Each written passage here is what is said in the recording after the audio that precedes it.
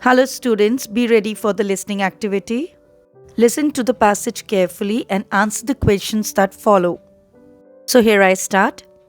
Have you ever failed at something so miserably that the thought of attempting to do it again was the last thing on your mind? If your answer is yes, then you should understand that you are not a robot. Unlike robots, we human beings have feelings, emotions, and dreams. We are all meant to grow despite our circumstances and limitations. Flourishing and trying to make our dreams come true feels great when life goes our way. But what happens when it does not? What happens when you fail despite all your hard work? Do you stay down and accept defeat, or do you get up again? If you tend to persevere and keep going, you have what experts call grit. Falling down or failing is one of the most agonizing, embarrassing, and scary human experiences. But it is also one of the most educational, empowering, and essential parts of living a successful and fulfilling life.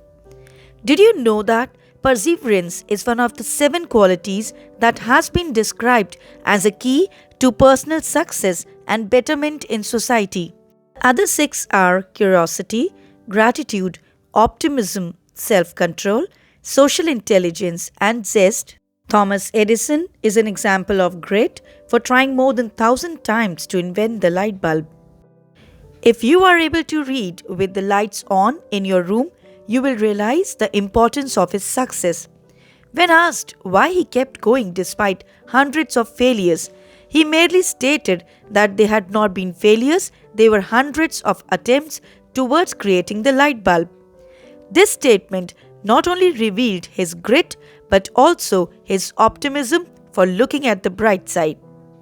Grit can be learned to help you become more successful. One of the techniques that help is mindfulness.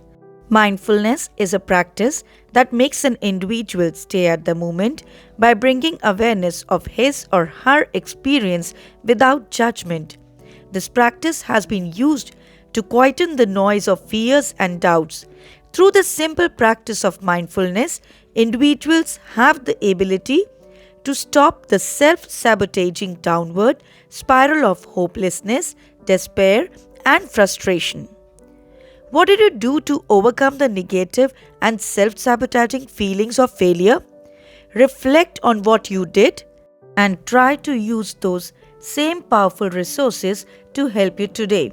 Now, on the basis of your listening, choose the correct options of the following questions.